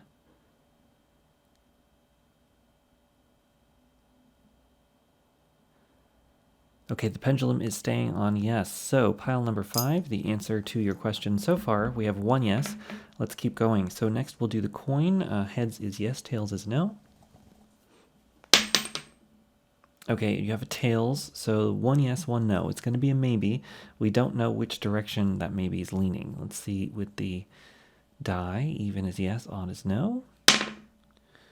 Okay, and you have a 6, so that's a yes. So this is a maybe leaning yes. It felt yes to me in general, so I feel like the trajectory of your answer is yes, but there is some level of ambiguity. So we'll look at the cards to kind of figure out, why is this not a 100% yes? What's going on here? So we have a lot of cards from the Smithwaite deck. We'll start with those.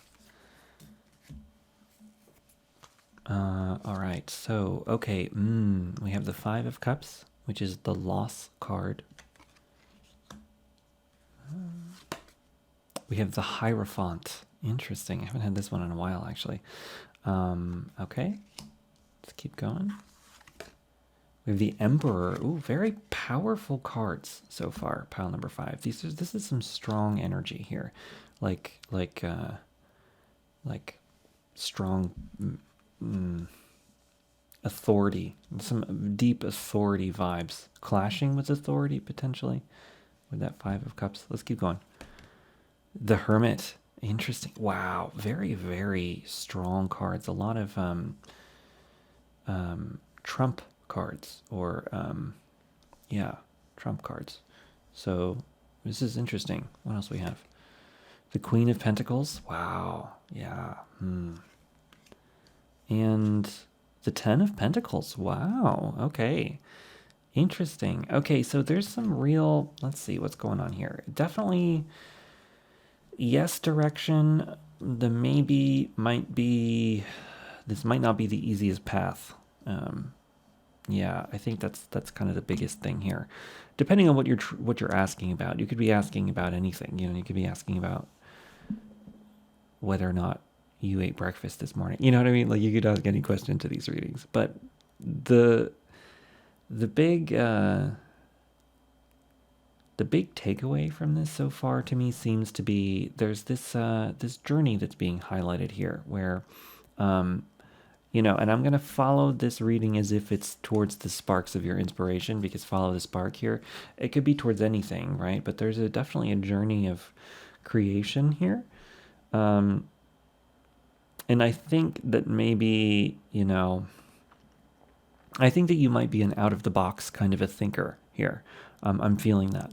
And I think that maybe you've come up against the system, quote unquote, or people, situations, parents, teachers, mentors, stuff where you maybe have an idea on a direction that you'd like to bring something in.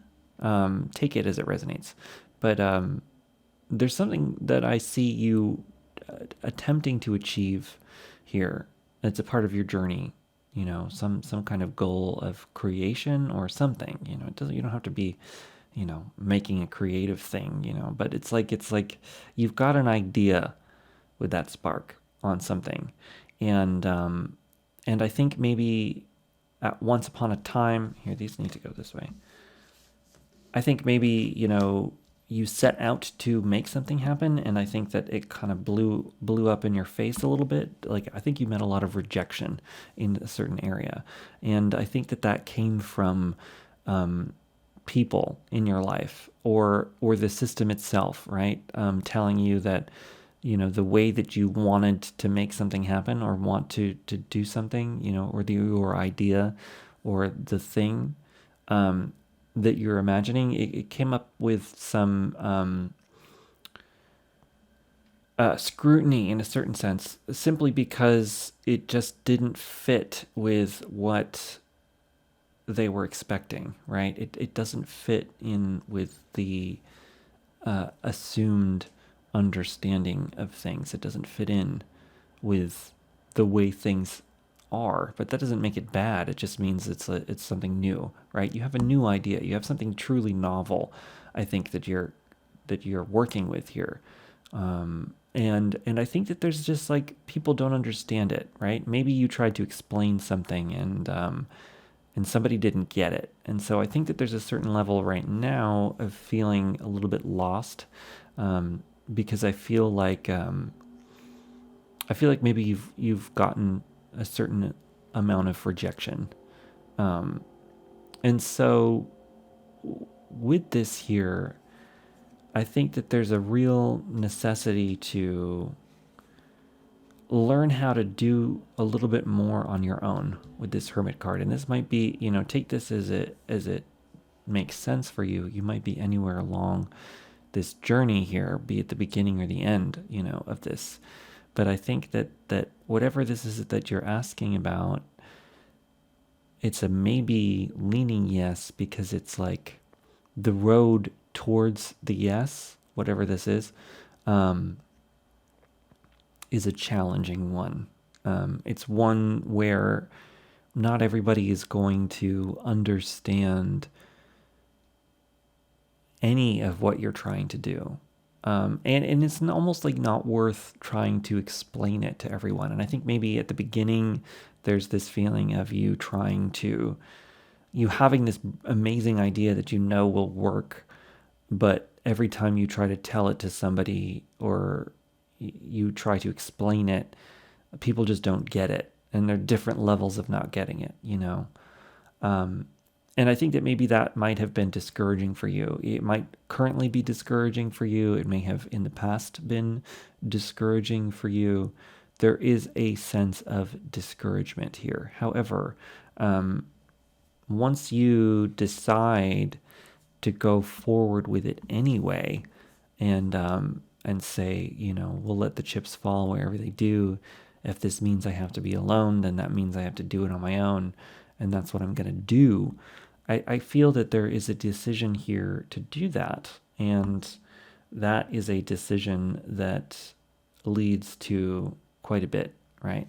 With the Queen of Pentacles, you know, I see you gaining a sense of stability, of building really solid, rock solid foundations and creating something incredibly successful here with the Ten of Pentacles, right? This is your ultimate position is the Ten of Pentacles, which is ultimate prosperity, right? In the physical world, in the physical sense. And so it can legitimately mean money, but it doesn't always mean that. It just means prosperity in whatever sense that means to you. But I think there's something important to remember here. You know, this man is an old man experiencing this. And so there's a sense of time involved in this that isn't always easy to accept. You know, the Hermit is an old man. There's a certain sense of aging involved in this. You don't have to be old to be watching this, obviously, but there is a certain sense of allowing things to work on larger time scales, right? That you might not necessarily at the beginning feel comfortable with. This could be talking about years of building, whatever this is. This could be a long-term project. And it doesn't have to be a project specifically, you know, this could be anything. This could be building something into your life. It feels very physical with these two Earth cards. So it's something about your physical world, but it has something to do with in the initial phases, like really coming up against authority, and really kind of clashing with the zeitgeist at B, right? Or however conventional thinking is at the time that you have your initial phase of work, of building, of creation. But you know, by accepting the Hermit here, there really does seem to be a sense of building something true and something real that over time can lead to this like absolute stability, wealth, even wealth. But like I said, with the old man there, it's like the time scale might not be quick. It might be long. It might be very long. And so there's a sense of needing to prepare yourself for longer time scales here, in whatever you're asking. And I think that might be potentially where the maybe is coming in of this yes, but maybe. So it might be a yes, but the road is not straightforward. And it might not even be a straight line. You know, this could be something that you come back to in later periods of life, right? It could be something that, you know, you tried to do when you were younger, however old you are. It might be something that you started at a different phase of life, you know, and then maybe you put it away and you thought it was done forever. And maybe it comes back later as something different. But it becomes something more with age, with experience, with changes, with becoming a new person, all of that. So it's like this interesting cyclical thing here that we're dealing with. Interesting. Okay, so now we've got 3 cards from the Wild Unknown Tarot. We've got the 4 of Cups, which, okay, yep. Okay, 4 of Cups. We've got the 9 of Cups. Interesting. Okay, okay. And then we have the Hierophant again. All right, yeah, the Hierophant again. I do feel with the Hierophant, the Hierophant doesn't necessarily mean to clash with authority. It means classical wisdom, right? It's the Pope in some decks, and so it's like it's this tradition. A lot of times, it's heavy tradition, but sometimes I've kind of always felt with that card, sometimes it can be the clash with tradition. And I think for you in particular, I am feeling that. Like it's like you've clashed with the convention constantly, continuously. And I think that's been something that's been hard to understand for you potentially, and at certain periods of your life, I think that you're at the 4 of Cups with it, which is like, the 4 of Cups is usually depicted as this man who is like kind of sad, staring at these 4 cups or 3 cups in front of him that he's upset about, that he's not happy with, and behind him the universe is trying to give him another cup, which is kind of talking about this idea of going off on your own and not looking at these cups that are here. And I think with the Hierophant and the Emperor, I think that is saying this sense of like, wishing that you could be more like the way that everybody else is, but knowing that there's more that you have to do, or that there's something else that's clawing at you to be, created. And so I think, that represents sort of the earlier phases of this journey for you. But the later phases, it transforms into the 9 of Cups, which is sort of like feeling super satisfied in your own accomplishments. Is usually a man who's sitting on a throne with like trophies behind him, right? That he's gained these trophies, and he's depicted alone. And so there's a certain sense, sometimes it can be smug, but I don't always interpret it that way. A lot of times I think it's more of like being legitimately proud of your own personal achievements and allowing your own satisfaction in your own achievements to be enough to take you through, right? He's not surrounded by adoring fans. He's alone, but he's proud of what he's done. And so there's a certain sense of being proud of what you have and can accomplish on your own here, and really cherishing that accomplishment. And so I think for this reading, it is a yes, but it is a long-term yes. It is a yes that may come many years from now. And so it's a yes that you need to be comfortable with and not having now necessarily. A yes that is comfortable with the difficult and strange journey of life that may bring it to you, right? Okay, so final card comes from the Shamanic Healing Oracle, and we have perception. Yeah, okay, so I think the biggest thing here with this perception card is really about how you perceive it. That's interesting. I didn't really talk about it, but I will now. These 2 cards are very perception based. They're both cups. So the 4 of Cups I talked about before, right? It's like seeing the cups in front of you and not seeing the cup behind you. And that's all perception, because it's all 4 cups are there, but one of the cups, is something that is off the beaten path and not necessarily expected.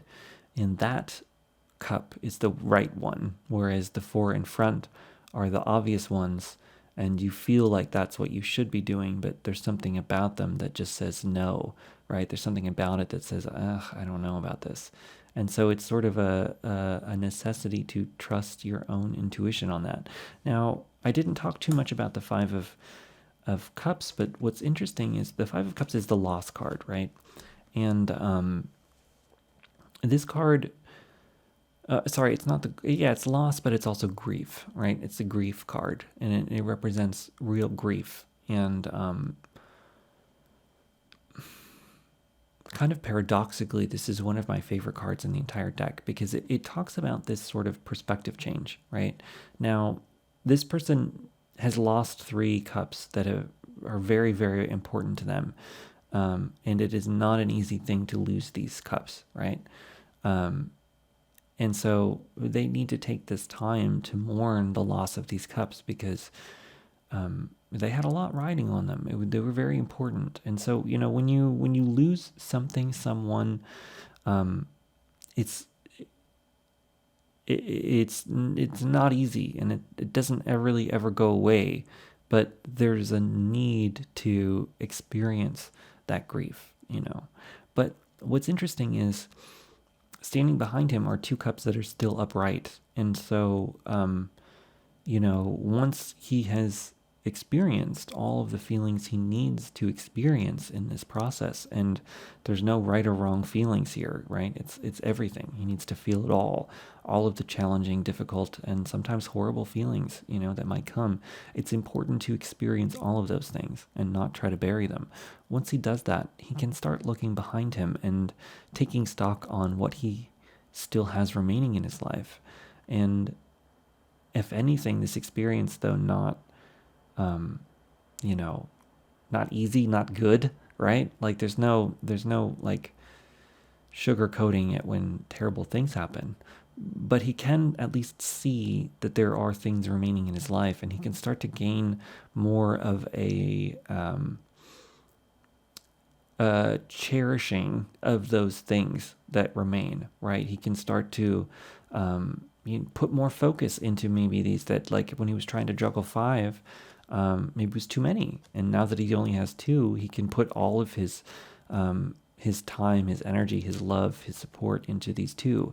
And that might bring about, even stronger conditions for him. And so it's all about this change in mindset, that can come from that experience. And that change in mindset may ultimately bring a new sense of understanding that couldn't have been possible in any other context. So anyway, pile number 5, I hope that was a helpful reading. Let me know in the comments what you think either way. I love hearing from everybody. A huge shout out and thanks to my new editor, Preston. Thanks so much for agreeing to help out. Preston's a longtime viewer of the channel.